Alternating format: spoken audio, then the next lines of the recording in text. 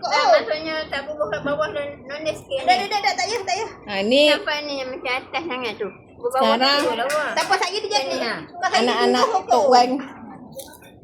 Ni.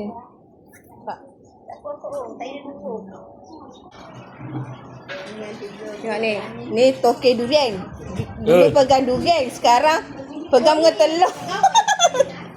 Tengok ni. Tengok ni, toke durian pegang bunga telur. Ni bidang lama dia kira Ni bunga telur buat sendiri. Air tangan ayah kepada anak-anak dia. nampak tempat yang hari tu dia tolak amat tu. Hari tu dah pergi dah. Ini kita masak lemak nangka. Ni air tangan Mak Munah kepada anak dia. Cik Sabariah. Woi, terbakar ke aku.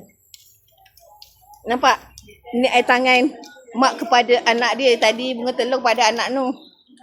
Masak apa, Cik? Nah, Masak apa tu hari ni? Kita masak apa hari ni? sayur lemak, nenas ikan masin. Ikan masin. Tok Munah.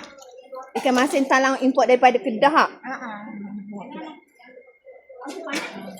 Rasanya 2 kilo. Ha, ni anak dia gak tukang masak dengan tukang bunga telur. Ha, ni sama juga ni nampak. Ni nak kita.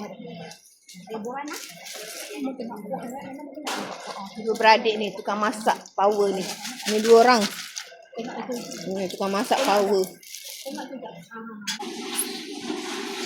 Memang dia ni gambar-gambar ni 10 tahun lagi tengok baru seronok. Ya, kenangan esok tu dah tua gigi pun tak ada dah. Sekarang pun gigi tak ada kan? Siapa gigi lepas tu adik yang elok ni, duk ibu lepas tu. Nyanyi lagi ya. Ya kamu macam tu, tak ada aku boleh pergi pakai. Tak ada gigi orang. Oh, dia ni makan. Dia okey. Oh, maknanya Kak Dah dengan adik je lah gigi elok.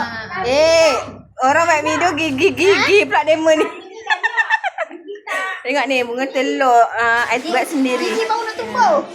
Kak I, gigi baru nak tumbuh. Mana si